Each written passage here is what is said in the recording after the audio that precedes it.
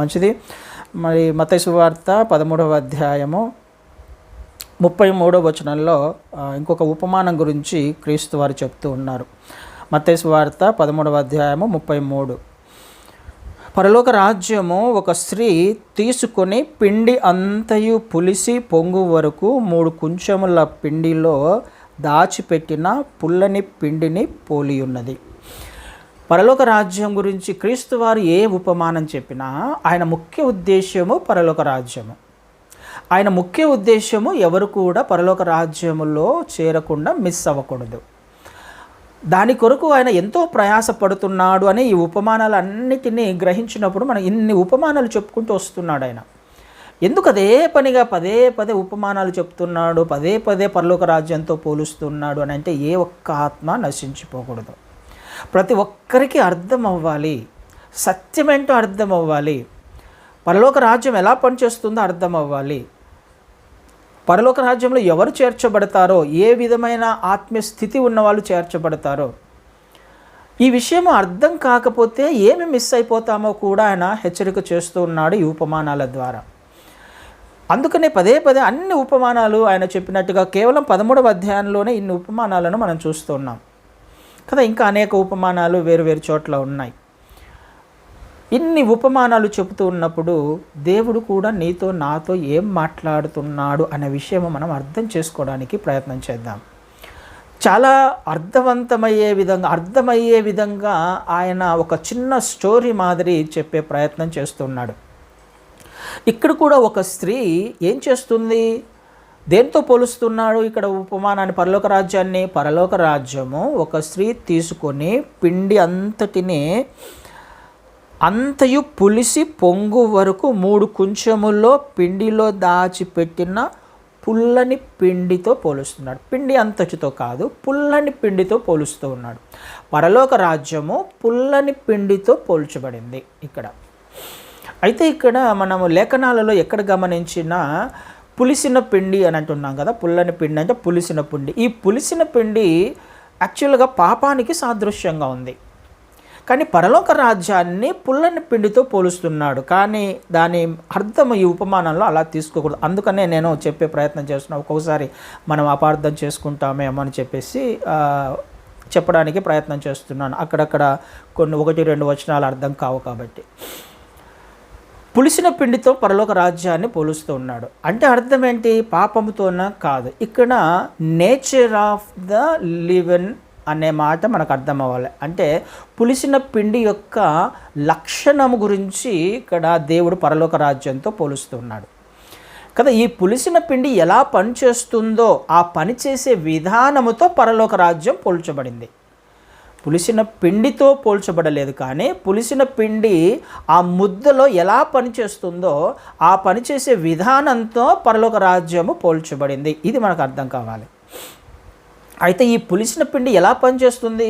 3 కుంచెములతో, అంటే 3 కుంచెం అంటే కంప్లీట్గా లేకపోతే చాలా ఎక్కువ అని అర్థం. 3 అనగానే మనకు త్రిత్వము ఏ విధంగా అయితే గుర్తుకొస్తాడో 3 అనేది కంప్లీట్గా కూడా సాదృశ్యం. 3 కానీ 7 కానీ కంప్లీట్కి సాదృశ్యంగా ఉంది. అయితే ఎక్కువగా కంప్లీట్గా ఈ పులిసిన పిండి క్షమించండి, ఈ ముద్ద, ఈ పిండి ఏదైతే ఉందో ఈ పిండిలో కొంచెము పులిసిన పిండిని వేసింది. ఆ స్త్రీ కొంచెము పులిసిన పిండిని వేసింది. ఈ పులిసిన పిండి ఈ పులిసినది ఏం చేస్తుంది? పులిపిండి ఏం చేస్తుంది? ముద్దంతయు కదా స్త్రీ తీసుకొని పిండి అంతయు పులిసి పొంగు వరకు, అంటే ఈ పులిసిన పిండి ఆ పిండి అంతటిని కూడా పులిసేలా చేస్తుంది, మొత్తము పొంగిపోయేలా చేస్తుంది, మొత్తం స్ప్రెడ్ అవుతుంది అని అర్థం. వెంటనే అవుతుందా? కాదు, వెంటనే కాదు. కానీ దానిని అలా వదిలేస్తే ఇట్ వర్క్స్ ఇంటర్నల్లీ అని అంటాం కదా. లోపలనే అది పని చేసుకుంటూ పక్కదాన్ని పులిసేలా అలా చేసుకుంటూ ఒక సమయం వచ్చినప్పుడు కంప్లీట్గా ముద్దంతా కూడా అది పులిసిపోతుంది. ఇది ఏ విధంగా అయితే పనిచేస్తుందో ఆ విధంగా పరలోక రాజ్యం పనిచేస్తుంది అన్నది క్రీస్తు వారి యొక్క ఉద్దేశం. పరలోక రాజ్యం ఎలా పనిచేస్తుంది, ఎలా అవుతుంది అని అంటే మనం పోయిన వారం కూడా చూసాము. ఆవు గింజ చిన్నదైనప్పటికీ అది భూతలమంతగా విస్తరించింది అని పోయిన వారం చూసాం. ఎగ్జాక్ట్గా ఆ విషయాన్నే చెప్పే ప్రయత్నం చేస్తున్నాడు మరొకసారి అర్థం అవ్వని వారికి కదా. ఇంకొక ఉపమానం చెప్తున్నాడు అని అంటే అర్థం అవ్వడానికి అని అర్థం. ఏ విధంగా స్ప్రెడ్ అవుతుందో ఈ పరలోక రాజ్యము ఆ విధంగానే కొంచెమే కదా, కొద్దిగతో మొదలైన పరలోక రాజ్యము మొత్తము కూడా ఆ పిండి అంతా దేనికి సాదృశ్యంగా ఉందంటే మొత్తానికి వరల్డ్కి అనుకుందాం, మొత్తానికి సాదృశ్యంగా ఉంది, ఈ లోకానికి సాదృశ్యంగా ఉంది. అయితే అదంతా స్ప్రెడ్ అయిపోతుంది ఈ కొంచెం పులిసిన పిండి ద్వారా. ఎలా ఇంటర్నల్గా పనిచేస్తుంది, అది ఇంటర్నల్గా పనిచేస్తుంది, లోపల పనిచేస్తుంది. ఇది ఒక అంశము పక్కన పెట్టే ప్రయత్నం చేద్దాం. ఇక్కడ స్త్రీ అనే మాటను చూస్తున్నాం కదా. ఆ స్త్రీ చేస్తున్న పని అది. ఏం చేస్తుంది తను? ఆ స్త్రీ అంటే ఆ గృహ నిర్వాహకురాలు కదా, తన ఆ ఇంటి యజమానిరాలు. ఆ స్త్రీ చేస్తున్న పని అది. ఏం చేస్తుంది అని అంటే కొంచెం పులిసిన పిండిని ఆ పిండిలో అంత పెద్ద ముద్దలో యాడ్ చేస్తుంది. ఎందుకు? అదంతా పులిసిపోవాలని. అంటే పులిసిపోవాలన్నది కాదు, కానీ మనం అర్థం చేసుకోవడానికి అదంతా కూడా స్ప్రెడ్ అయ్యి అదంతా కూడా పెరిగిపోవాలి, పొంగిపోవాలి అని. ఆ స్త్రీ ఎవరికి సాదృశ్యంగా ఉంది? ఆ స్త్రీ ఏం చేసే ప్రయత్నం చేస్తుంది అని అంటే, ఎవరికైతే ఆశ ఉందో దేవుని రాజ్యాన్ని విస్తరించడానికి సేవకుడు మాత్రమే కాదు, దేవుని రాజ్యాన్ని విస్తరించాలనే ఆశ ఎవరికైతే ఉందో ఆ ఆశ ఉన్న వ్యక్తి చేయాల్సిన పని ఆ కొంచెపు సువార్తను ఒక వ్యక్తిలో ఎక్కించే ప్రయత్నం చేయాలి.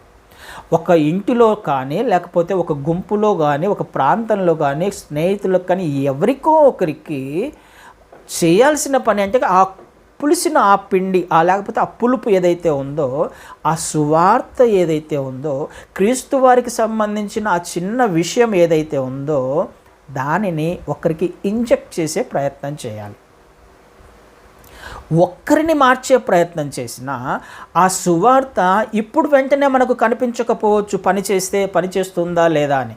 కానీ అది ఆ వ్యక్తి యొక్క హృదయంలో మనము ఆశతో ఇంజెక్ట్ చేసినప్పుడు, ఆ సువార్తను లేకపోతే ఆ విత్తనాన్ని ఆ వ్యక్తి హృదయంలో వేసినప్పుడు ఆ వ్యక్తి హృదయంలో అది అప్పుడు పనిచేయకపోవచ్చు, కానీ లోపల ఇంటర్నల్గా ఆ సువార్త పనిచేయడం మొదలు పెడుతుంది. ఎందుకు? సువార్తకు జీవం ఉంది కదండి.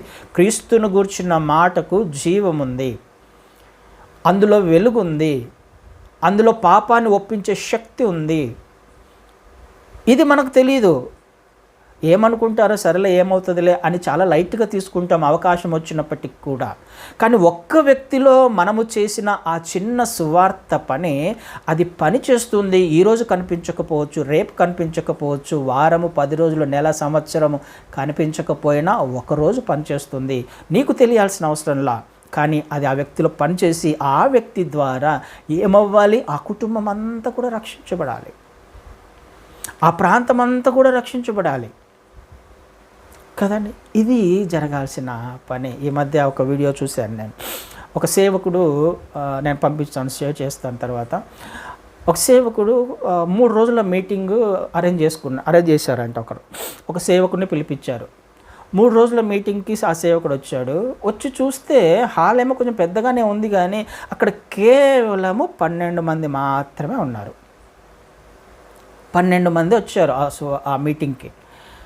బాధపడ్డాడు కొద్దిగా. మీటింగ్ 3 days మీటింగ్ అయితే వచ్చింది 12 మందేనే అన్నట్టుగా లోపల కొంచెం బాధపడ్డాడు. కానీ తను చేయాల్సిన పని చేశాడు. ఆ 3 రోజులు కూడా 12 మందే ఉన్నారు. ఆ 3 రోజులు 12 మందే ఉన్నారు, కానీ చెప్పాల్సిన పని, తను చేయాల్సిన పని చేశాడు, వెళ్ళిపోయిన తర్వాత ఒక 2-3 సంవత్సరాల తర్వాత మళ్ళీ ఆ వ్యక్తికి సువార్త మళ్ళీ ఒకసారి పిలిపించారు ఆ ప్రాంతానికి. మళ్ళీ పిలిపిస్తే ఒకరోజు మీటింగ్ పెట్టారు. ఒకరోజు మీటింగ్ పెడితే ఆ ప్రాంతము పట్టనంత విధంగా చాలా ఎక్కువ మంది ఆ సువార్తకు లేకపోతే ఆ మీటింగ్కు అటెండ్ అయ్యారు. ఎలా సాధ్యమైంది ఇది అని అంటే ఆ 12 మందిలో ఇంజెక్ట్ చేసిన వారిలో ఆ 12 మందిలో బిల్లీ గ్రహం గారు ఉన్నారు. బిల్లీ గ్రహం అనే ఒక వ్యక్తికి ఎక్కించిన ఈ సువార్త ఆ వ్యక్తిని మండించింది.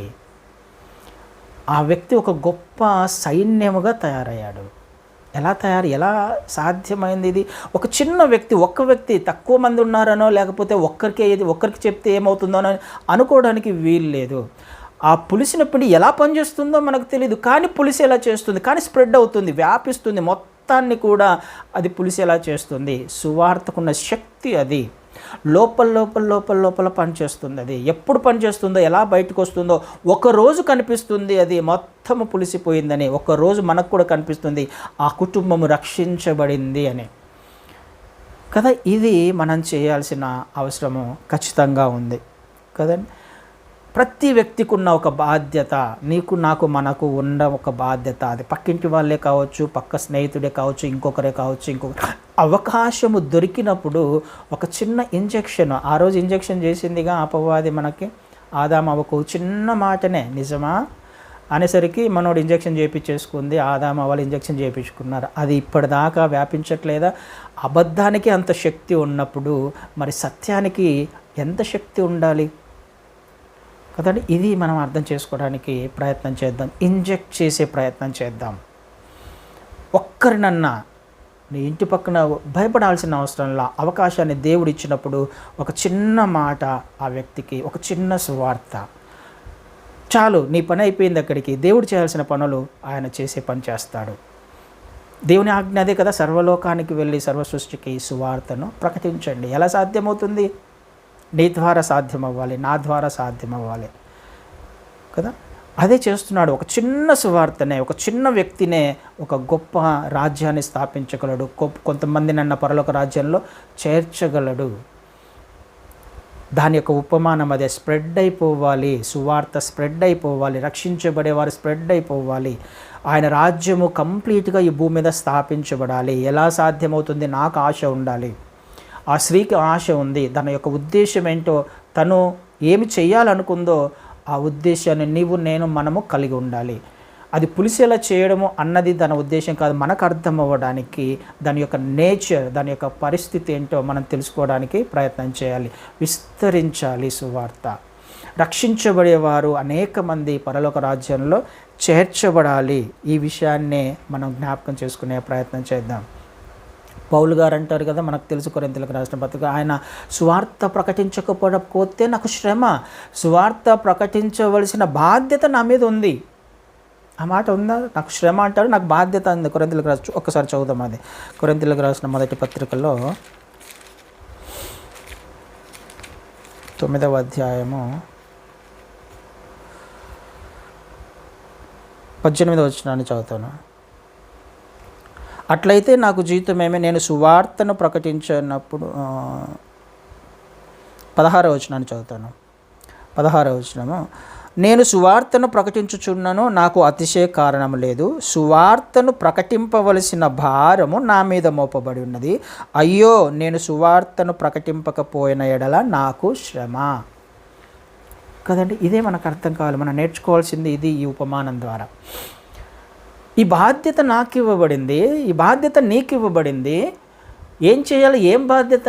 నీ ద్వారా ఈ వ్యాప్తి జరగాలి, ఈ సువార్త జరగాలి. ఒక్కరిని ఆ పులిసేలా ఏ విధంగా అయితే ఆ పులిసిన పిండి మొత్తాన్ని స్ప్రెడ్ చేస్తుందో, ఆ వెలుగు లేకపోతే ఆ సువార్త, క్రీస్తు వారిని గూర్చిన జనన మరణ పునరుద్ధానాల గూర్చిన ఆ చిన్న మాట, ఆ పాప క్షమాపణ గూర్చిన ఆ చిన్న మాట, ఈ లోకంలో క్రీస్తు వారికి ఎందుకు వచ్చారో అనే ఒక చిన్న మాట ఆ వ్యక్తిలో పనిచేస్తుంది.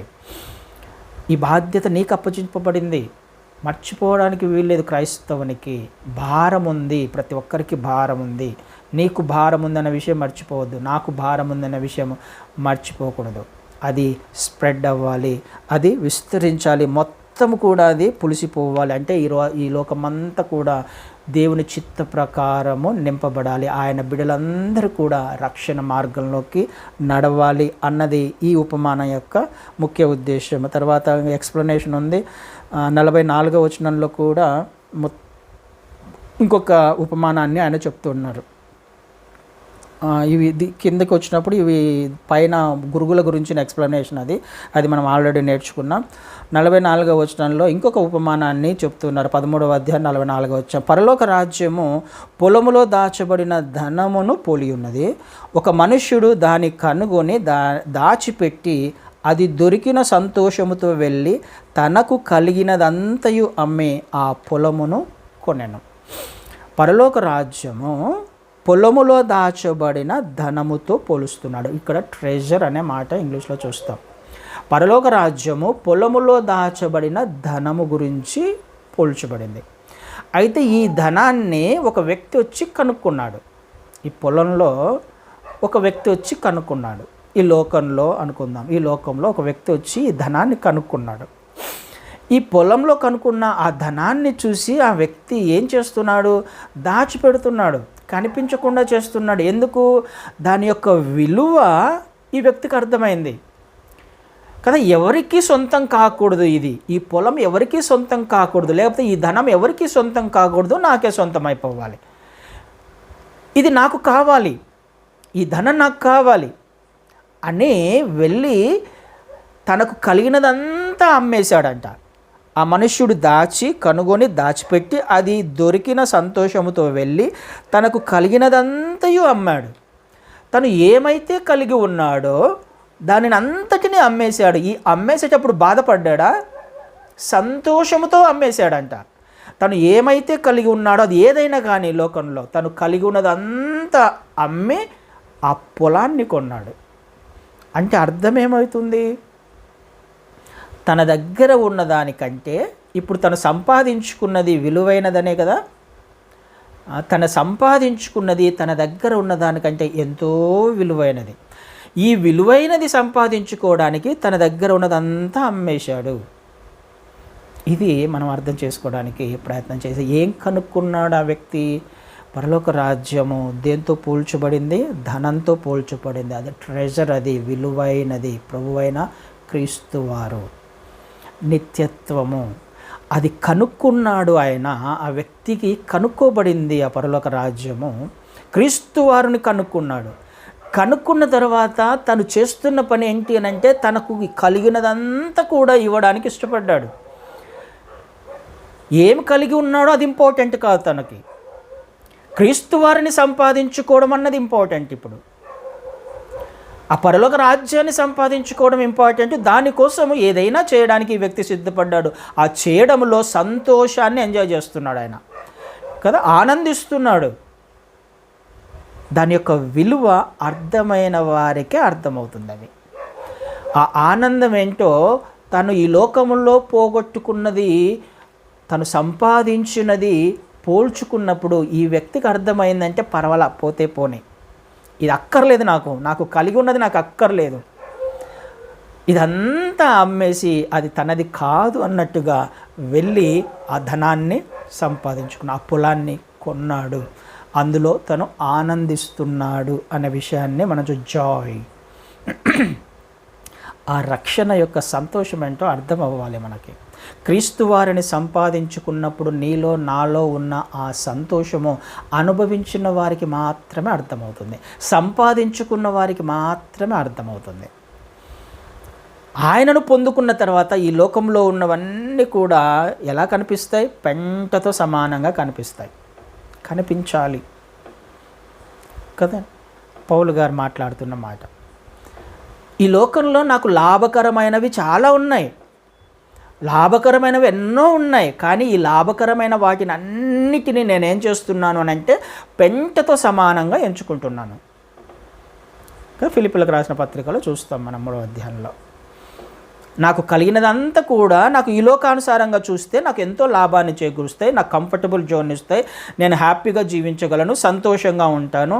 ఇది సంపాదించుకోవడం వలన, ఇవి కలిగి ఉండడం వలన ఐఎమ్ ఓకే. కానీ ఆయన ఏమంటున్నాడు? నాకు ఇదంతా అక్కర్లా. క్రీస్తు వారిని కూర్చున్న జ్ఞానము సంపాదించుకోవడానికి, క్రీస్తు వారిని సంపాదించుకోవడానికి నాకు కలిగినదంతా నేను పెంటతో అంటే అసహ్యించుకుంటున్నాడు అని అర్థం. తాను కలిగిన దానిని అసహ్యించుకుంటున్నాడు అని అర్థం. ఎందుకు? క్రీస్తు వారు అలాంటి ధనము ట్రెజర్, అది ఆయనను సంపాదించుకోవడంలో ఉన్న ఆనందము ఈ లోకంలో ఉన్న వాటిలో ఏమాత్రము కూడా లేవు అని అర్థం. అశాశ్వతమైన దానిని శాశ్వతమైన దానితో పోల్చలేం, అసలు పోల్చదగినది కానే కాదు అని పౌలు గారు మాట్లాడుతున్నారు. ఆ సంతోషము, ఆ ఆనందం ముందర ఈ లోకంలో ఉన్నవన్నీ కూడా పెంటతో సమానం. ఆ వ్యక్తి చేస్తున్న పని అదే. తనకు కలిగి ఉన్నది తనకు ఇంపార్టెంట్ కానే కాదు, విడిచిపెట్టుకోవడానికి ఇష్టపడ్డాడు. క్రీస్తు వారిని సంపాదించుకోవడంలో విడిచిపెట్టుకోవడానికి ఇష్టపడ్డాడు.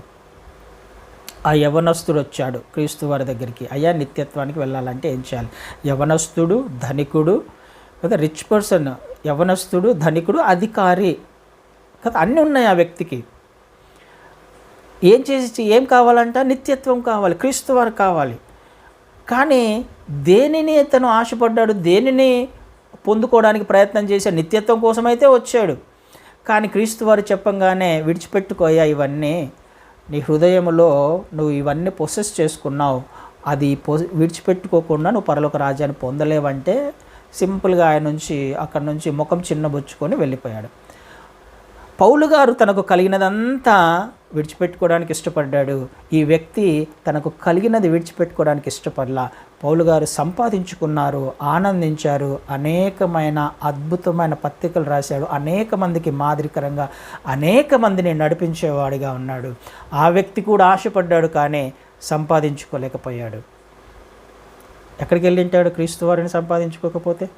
ఒకడు లోకమంతా సంపాదించుకొని క్రీస్తు వారిని సంపాదించుకోకపోతే ఏం లాభం తనకి? ఇది ఈ ఉపమానం యొక్క అర్థం. సంపాదించుకోవాలి, అది ఒక అద్భుతమైన ట్రెజర్. క్రీస్తు వారు ఒక అద్భుతమైన ట్రెజర్, అది దానిని దేనితో కూడా పోల్చలేము. మనము ఏది కలిగి ఉన్నా, మన జ్ఞానమా, మన డబ్బా, మన అధికారమా, మన స్థితిగతులా, అవి ఏవైనా కానీ ఆయనతో ఏమాత్రము పోల్చదగినది కాదు.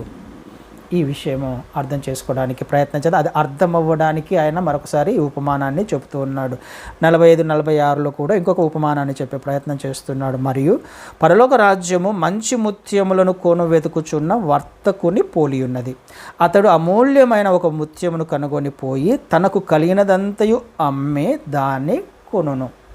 ఇంకొక వ్యక్తిని చూస్తున్నాం ఇక్కడ. ఈ 45-46ని రెండు రకాలుగా చెప్పేవాళ్ళు కూడా ఉన్నారు. రెండు ఎక్స్ప్లెనేషన్స్ కూడా ఉంటాయి. పైన ఏదైతే 44వ వచనంలో మనము ఇందాక నేర్చుకున్నామో అదే ఎక్స్ప్లెనేషన్ దీనికి కూడా అప్లికబుల్ అవుతుంది. ఇది కూడా చెప్పే ప్రయత్నం చేస్తారు. ఏంటి? ఈ ముత్యము ఎవరు? క్రీస్తు వారు. ఈ ముత్యమును సంపాదించడానికి ఈ వర్తకుడు ఏం చేస్తున్నాడు? తనకు కలిగినదంతా అమ్మేసి ఈ ముత్యాన్ని సంపాదించుకునే ప్రయత్నం చేస్తున్నాడు అనే అర్థం వచ్చే విధంగా ఒక ఎక్స్ప్లెనేషన్ ఉంది కదా. దాని మీనింగ్ కూడా అదే వస్తుంది. ఒక పరలోక రాజ్యంతో ముత్యాలను కొను వెతుకుచున్న వర్తకుని పోలి ఉంది. పైన ఒక వ్యక్తి గురించి, మనం ఒక మనుష్యుని గురించి చూస్తున్నాము, ఇక్కడ ఒక వర్తకుని గురించి చూస్తున్నాం. అమూల్యమైన ముత్యాన్ని కనుక్కున్నాడు, తను కలిగి ఉన్నదంతా నమ్మి అమూల్యమైన ముత్యాన్ని సంపాదించు. ఈ ముత్యం ఎవరో కాదు, క్రీస్తు వారు అని చెప్పేవాళ్ళు కొంతమంది ఉన్నారు. అయితే ఒక్కసారి దానిని మరొక్కసారి చదివితే ఇది మళ్ళీ ఎందుకు చెప్పే ప్రయత్నం చేస్తారు? క్రీస్తు వారు పైన ఆల్రెడీ చెప్పారు, మళ్ళీ అదే ఎక్స్ప్లెనేషను, అదే మీనింగ్ వచ్చే విధంగా మళ్ళీ ఎందుకు చెప్పడానికి ప్రయత్నం చేస్తారు? అది అలా ఉండకపోవచ్చు అన్నది దేవుని నాకు ఉన్న అభిప్రాయం. 45-46 వచనాల్లో ఒకసారి చదివితే, పరలోక రాజ్యము మంచి ముత్యములను కొన వెతుకుచున్న వర్తకుని పోలి ఉంది. ఈ పరలోక రాజ్యము వర్తకునితో పోలుస్తున్నాడు కదా. ఈ వర్తకుడు ఏం చేస్తున్నాడు? ముత్యాన్ని కొనేవాడు, మంచి ముత్యాలను కొనేవాడు ఈ వర్తకుడు. ఈ వర్తకుడు వచ్చి మంచి ముత్యాలను కనుక్కొని, అమూల్యమైన ఒక ముత్యమును కనుగొని పోయి తనకు కలిగినదంతయు అమ్మి దానిని కొన్నాడు. ఎవరు ఈ వర్తకుడు? ప్రభువైన క్రీస్తువారు కదా. ప్రభువైన క్రీస్తువారు పరలోక రాజ్యాన్ని వర్తకునితో పోల్చబడింది. ఈ వర్తకుడు ఏం చేస్తున్నాడు? వచ్చి ఎక్కడికి వచ్చాడు? ఈ లోకంలోకి వచ్చి మంచి ముత్యాన్ని కనుక్కున్నాడు, మనిషిని కనుక్కున్నాడు. నశించిన దానిని వెదకి రక్షించుటకు మనుష్య కుమారుడు ఈ లోకంలోకి వచ్చాడు. మంచి ముత్యమా మనిషి? కాదు, మంచి ముత్యం కాదు, చెడిపోయినవాడు కదా, మోసగాడు పాపంతో అపరాధంతో చచ్చిన స్థితిలో ఉండేవాడు. కానీ మంచి ముత్యం అనేది మంచి ముత్యము. మనము నిజం చెప్పాలంటే మనం మంచి ముత్యము. ఆయన వద్ద ఉన్నప్పుడు మంచి ముత్యము. జగత్తు పునాది వేయబడక మునుపే మనం ఆయనలో ఏర్పాటు చేయబడ్డాం, పరిశుద్ధులుగా, నిర్దోషులుగా ఆయన యందు ఉన్నాం, ఏర్పాటు చేయబడ్డాం. ఈ లోకంలోకి వచ్చిన తర్వాత దరిద్రంగా తయారైపోయాం, పాపముతో నింపబడ్డాం కదా. నశించిన దానిని వెదకి రక్షించడానికి. ఎక్కడ నశిస్తుంది? ఈ లోకంలో నశించడానికి ఉంది. వెదకి రక్షించడానికి వచ్చాడు అని అంటే అర్థం ఏంటి? వెతకడం అంటే దేనిని వెతుకుతాం? ఇంతకుముందు నా దగ్గర ఉంది, పోగొట్టుకున్నాను కాబట్టి దాన్ని వెతుకుతాను కదా. ఇంతకుముందు నా దగ్గర ఉంది కాబట్టి వెతికే ప్రయత్నం చేస్తాను దానిని పొందుకోవడానికి. క్రీస్తువారు ఎందుకు వచ్చారు? నశించిపోయే వారిని వెతకడానికి. అని అంటే అర్థం ఏంటి? ఈ వెతికే వాళ్ళు ఇంతకుముందు ఆయన దగ్గర ఉన్నారు కదా. ఆయన దగ్గర ఉన్నప్పుడు ముత్యం అది కదా. పరిశుద్ధమైన వాడు మనిషి, మంచివాడు. కానీ ఈ లోకంలోకి వచ్చిన తర్వాత అలా తయారయ్యాడు. ఆ ముత్యాన్ని కనుక్కొని, ఆ మనిషిని కనుక్కొని ఏం చేస్తున్నాడు? తనకు కలిగినదంతయు అమ్మి దానిని కొన్నాడు. తనకు కలిగినదంతా అమ్మేశాడు, తను కలిగినదంతా ఇచ్చేశాడు ఈ లోకంలో. ఆ ముత్యాన్ని సంపాదించడానికి, నిన్ను నన్ను సంపాదించడానికి ఆయన తనను తాను సమర్పించుకున్నాడు కదండి. తనను తాను అప్పగించుకున్నాడు. ఉన్నదంతా అమ్మేశాడు, ఇంకేం లేదు తన దగ్గర ఇవ్వడానికి. చివరికి ప్రాణాన్ని కూడా ఇచ్చేశాడు. అంత మంచి వర్తకుడు ఆయన. నీ కోసమే, నా కోసమే సంపాదించుకోవడానికి ఆయన వచ్చాడు. మనల్ని సంపాదించుకోవడానికి, నిత్యత్వానికి చేర్చడానికి, పరలోక రాజ్యానికి చేర్చడానికి ఆయన వచ్చి చేసిన పని అది. తనను తాను తగ్గించుకొని తనకు కలిగినదంతా ఇచ్చివేయడానికి కదా. మరి మన పరిస్థితి ఏంటి? ఆయన చేతిలో పడ్డ తర్వాత ఆ మంచి ముత్యంలో ఉందా? ఉండాలి. ఆ మంచి ముత్యము మాత్రమే నిత్యత్వానికి వెళ్తుంది కదండి. ఇది మనము అర్థం చేసుకోవడానికి ప్రయత్నం చేద్దాం. ఇంకొక అంశాన్ని కూడా అక్కడ మనం చూస్తున్నాం. తర్వాత పరలోక రాజ్యము 47వ వచనంలో, పరలోక రాజ్యము సముద్రంలో వేయబడి నానా విధములైన చేపలను పట్టిన వలను పోలి ఉంది. అది నిండినప్పుడు దానిని దరికి లాగి కూర్చుండి మంచి వాటిని గంపలలో చేర్చి చెడ్డ వాటిని బయట పారవేయుదురు. అలాగే యుగ సమాప్తి యందు జరుగును. దేవదూతలు వచ్చి నీతిమంతులలో నుండి దుష్టులను వేరుపరిచి వీరిని అగ్నిగుండంలో పడవేయుదురు. అక్కడ ఏడుపును పండ్లు కొరుకుటయు ఉండును. ఇది డైరెక్ట్గా చదివినా కానీ మనకు అర్థమైపోతుంది కదా. దీని పెద్ద ఎక్స్ప్లెనేషన్ అవసరంలా. అది కాకపోతే ఈ అంశము ఇది ఎప్పుడు జరుగుతుంది అని రాయబడింది? ఈ యుగ సమాప్తి యందు. ఆయన రాకడ గురించి మాట్లాడుతున్నాడు. ఈ యుగ అంతము గురించి మాట్లాడుతున్నాడు. ఏం జరుగుతుంది అక్కడ? పరలోక రాజ్యము వలతో పోలుస్తున్నాడుగా. సముద్రంలో వేయబడి నానా విధములైన చేపలను పట్టిన వలను పోలి ఉంది. పరలోక రాజ్యము వలతో పోల్చబడింది. ఈ వలలో నానా రకాలైన చేపలు పడ్డాయి కదా. ఈ వల వరల్డ్ అనుకుంటే, ఈ లోకము అని అనుకుంటే, ఆ లోకంలో చాలా చేపలు ఉన్నాయి, నానా రకాలైన చేపలు ఉన్నాయి.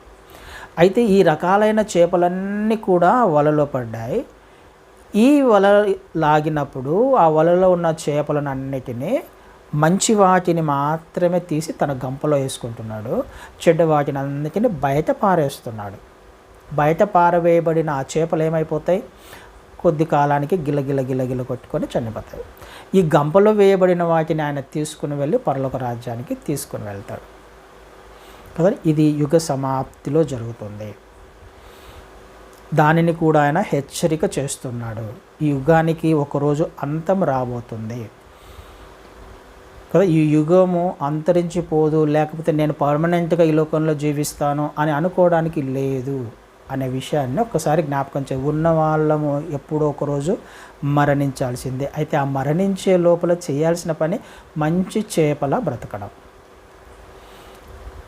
అంతవరకు చేయాల్సిన పని క్రీస్తు వారిని వెంబడించేలా జీవించడం, గంపలో చేర్చబడే విధంగా మన ఆత్మీయ జీవితం ఉండడం. ఇది మనం అర్థం చేసుకోవడానికి ప్రయత్నం చేద్దాము. యుగ సమాప్తిలో వేరు చేయబడతాం. మంచివారమా, చెడ్డవారమా, గొర్రెలమా, మేకలమా? గొర్రెలైతే నిత్యత్వానికి, మేకలైతే నిత్య నరకానికి. మంచి చేపలైతే గంపలోకి, చెడ్డ చేపలైతే బయటికి. ఎలా ఉన్నాం? ఒకసారి మనల్ని మనము ఆలోచన చేసుకోవడానికి ప్రయత్నం చేద్దాం. అదొక చిన్న ఉపమానాన్ని ఆయన చెప్పే ప్రయత్నం చేశాడు. అగ్నిగుండంలో పడవేయబడుదురు అని రాయబడింది కదా, అక్కడ ఏడుపును పండ్లు కొరుకుతాయి యుగ సమాప్తిలో జరిగేది. అగ్నిగుండంలో డైరెక్ట్గా చెప్పేస్తున్నాడు. అగ్నిగుండంలో పడవేయబడతారు. ఎవరు? చెడ్డ చేపలు, మంచివి కాదు, గంపలు ఉన్నవి కాదు కదండి. గంప అని అంటే పరలోక రాజ్యము ఆయన తీసుకుని వెళ్తాడు మనకి. తర్వాత 51 నుంచి ఇంకొక ఉపమానాన్ని చెప్పే ప్రయత్నం చేస్తున్నాడు. 51, 50 వీటన్నిటిని మీరు గ్రహించితిరా అని వారిని అడగగా వారు గ్రహించితిమనిరి. ఆయన అందువలన పరలోక రాజ్యములో శిష్యుడిగా చేరిన ప్రతి శాస్త్రియు తన ధననిధిలో నుండి కొత్త పదార్థములను పాత పదార్థములను వెలుపలికి తెచ్చు ఇంటి యజమానుని పోలియున్నదని వారితో చెప్పాను. పరలోక రాజ్యం ఎలా ఉంది? ఒక ఇంటి యజమానునితో పోలుస్తున్నాడు. అయితే ఈ ఇంటి యజమానుడు ఎవరు? పరలోక రాజ్యము ఒక ఇంటి యజమానునితో పోల్చబడుతుంది. ఈ ఇంటి యజమాని ఎవరు? ఈ ఇంటి యజమాని శిష్యుడు. ఈ ఇంటి యజమాని ఎవరు? శాస్త్రి కదా. శాస్త్రి అనే మాట కూడా రాయబడింది. పరలోక రాజ్యములో శిష్యుడుగా చేరిన ప్రతి శాస్త్రి, పరలోక రాజ్యములో శిష్యుడుగా చేరిన ప్రతి శాస్త్రి కదా. ఆనాడు శాస్త్రులు ఉండేవాళ్ళు కదా, శాస్త్రులు పరిచయులు అంటుంటాం కదా. ఈ శాస్త్రుల యొక్క ముఖ్య పని ఏంటి అని అంటే లేఖనాలను రాస్తూ ఉంటారు. వాళ్ళకు లేఖనాల గురించి చాలా బాగా అద్భుతంగా తెలుసు. స్క్రైబ్స్ అంటారు, రాస్తూ ఉంటారు వాళ్ళు. ధర్మశాస్త్రము విషయాల గురించి కానీ లేకపోతే ఆ విషయాలన్నీ ఒక కాపీస్గా వాళ్ళు రాస్తూ ఉంటారు. ఒకటి. రెండవది, ఆ రాజ్యంలో ఏమి జరిగినా కానీ అక్కడ వాళ్ళు ప్రతిదీ కూడా రికార్డ్ చేస్తారనమాట. రాజు ఏదైనా రాయమన్నాడు, లేకపోతే రాజు సభలో కానీ లేకపోతే ఇంకొక చోట ఏదైనా కానీ ఆ రాజ్యంలో ఏదైనా జరుగుతున్నప్పుడు ఈ విషయము రాయబడాలి, లిఖితపూర్వకంగా ఉండాలి, రికార్డు చేయబడాలి అని అన్నప్పుడు ఈ శాస్త్రులకు వాళ్ళు ఆజ్ఞాపించేవాళ్ళు రాజులు. అప్పుడు అక్కడ ప్రతిదీ కూడా రికార్డ్ చేసేవాళ్ళు శాస్త్రులు. అంటే ప్రతి విషయం కూడా శాస్త్రులకు తెలుసు, ఏమి జరుగుతున్నా వాళ్ళకు ఖచ్చితంగా తెలుసు. అదేవిధంగా శాస్త్రులకి ఈ లేఖనాలు కూడా ఏవైతే ధర్మశాస్త్రం ఉందో ఇవి కూడా కాపీస్ కూడా చేసేవాళ్ళు వాళ్ళు కదా, రాసుకుంటూ ఉండేవాళ్ళు. వాళ్ళ ఏదైనా ఒకటి దొరికింది, అది ఒకటే దొరికింది లేకపోతే మళ్ళీ మిస్ అయిపోతుందేమో అని ఆనాటి రాజులు ఏం చేసేవాళ్ళు అంటే దానిని మళ్ళీ తిరిగి కాపీ చేయించేవాళ్ళు. సో శాస్త్రికి లేఖనాల గురించిన అవగాహన ఉంది, బాగా మంచి అవగాహన ఉన్నవాడు. పాత నిబంధన కాలంలో ఈ శాస్త్రులు, ధర్మశాస్త్రం కింద ఈ శాస్త్రులు ఉండేవారు. అంటే పాత విషయాల గురించిన అవగాహన, ధర్మశాస్త్రాన్ని గురించిన అవగాహన, పాత నిబంధనలోని అవగాహన కలిగిన వాడు, లేఖనాలను గురించిన అవగాహన కలిగిన వాడు శిష్యుడు. శిష్యుడెవడు? క్రీస్తువారికి శిష్యుడు. ఈ వ్యక్తిలో శిష్యుడు ఉన్నాడు, శాస్త్రి ఉన్నాడు. అంటే పాత క్రొత్త నిబంధనలకు సంబంధించిన, క్రీస్తువారి బోధలకు సంబంధించిన విషయాల అవగాహన కలిగిన వాడు ఇంటి యజమాని కదా. ఈ ఇంటి యజమాని, ఇంటి యజమాని అని అంటే అది సేవకుడు. ఆ ఇంటి యజమాని అంటే ఆ కుటుంబాన్ని నడిపించేవాడు లేకపోతే సంఘాన్ని నడిపించేవాడు. అలాంటి పాత కొత్తకు సంబంధించిన విషయాలను బయటికి తీసుకొచ్చేవాడితో పోల్చబడింది. ఏం చేస్తాడు బయటికి తీసుకొచ్చి కదా, అక్కడ రాయబడింది. ప్రతి శాస్త్రియు తన ధననిధిలో నుండి తన హృదయంలో, ధననిధి అంటే హృదయానికి సంబంధించింది కదా, తన ధననిధిలో ఏమున్నాయి? పాత కొత్త విషయాలన్నీ ఉన్నాయి. పాత నిబంధన కొత్త నిబంధనకు సంబంధించిన విషయాలన్నీ ఉన్నాయి. క్రీస్తు వారితో నడిచిన అనుభవం ఉంది, క్రీస్తు వారి బోధల గురించిన అనుభవం ఉంది, లేఖనాల యొక్క నెరవేర్పు గురించిన అనుభవం ఉంది కదా. పాత నిబంధనల నెరవేర్పు క్రీస్తు వారిలో నెరవేర్చబడ్డాయి. పాత నిబంధనలు ఏవైతే రాయబడ్డాయో దాని గురించిన అవగాహన, క్రీస్తు వారిలో నెరవేర్చబడ్డాయన్న అవగాహన కలిగిన ఈ వ్యక్తి, ఈ ఇంటి యజమాని ఏం చేస్తాడు? తన కుటుంబాన్ని చక్కగా ఏ సమయంలో ఏది అవసరమో పాత నిబంధన గురించిన కానీ కొత్త నిబంధన గురించిన విషయాలను గురించి చెప్పుకుంటూ ఆత్మీయంగా బలపరుస్తూ, ఆత్మీయంగా సిద్ధపరుస్తూ పరలోక రాజ్యాన్ని చేర్చే విధంగా చేసేవాడు అని అర్థం కదనా. అలాంటి వారితో పరలోక రాజ్యం పోల్చబడింది. ఇది మనం అర్థం చేసుకోవడానికి ప్రయత్నం చేసుకుందాం. పాత విషయాలు తెలియాలి, కొత్త విషయాలు తెలియాలి.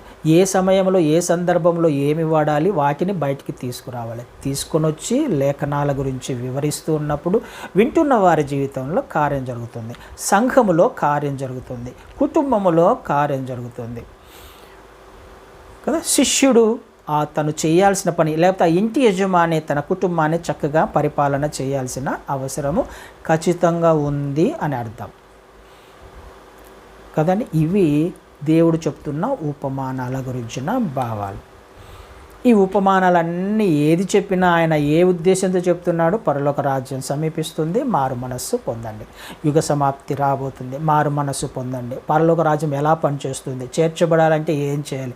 నువ్వు నమ్మినా నమ్మకపోయినా పరలోక రాజ్యం అయితే విస్తరిస్తుంది. అది లోపల జరుగుతున్న ప్రాసెస్ ఇది కదా. లోపల మనకు తెలియకపోవచ్చు, ఎంతమందికి సువార్త అందిందో మనకు తెలియకపోవచ్చు, కానీ అంతం వస్తుంది. ఎప్పుడు? చివరి వ్యక్తికి సువార్త అందగానే కదా. ప్రతి వ్యక్తి రక్షించబడాలనేది ఆయన ఉద్దేశము, కానీ సువార్త ఈ భూలోకమంతా కూడా ప్రకటించబడిన తర్వాత అంతం వస్తుంది. ప్రకటించబడుతుందా నాకు తెలియాల్సిన అవసరంలా కదా. ఎందుకు? ఒకవేళ నేను లేజీగా ఉన్నానేమో, నేను సిద్ధపడవలసినట్టుగా సిద్ధపడట్లేదేమో, నేను చేయాల్సిన పనులు నేను చేయట్లేదేమో, కానీ ఆశ ఉన్న వాళ్ళు ఉన్నారుగా. మనం చేయనంత మాత్రాన చేసేవాళ్ళు చేస్తూనే ఉన్నారు. ఆ సువార్త లోపల జరుగుతూనే ఉంది, ఆ వెలుగు విస్తరిస్తూనే ఉంది, దేవుని రాజ్యము ప్రకటించబడుతూనే ఉంది.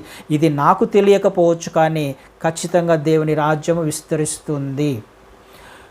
ఎప్పుడైతే ఆ వ్యక్తికి చేరుతుందో, అందరికీ సువార్త ప్రకటించబడుతుందో, అప్పుడు అంతము వచ్చినప్పుడు నేను ఇంకా రాదులే, ఆయన రాకడ రాదులే అని నేను అలక్ష్యముగా ఉన్న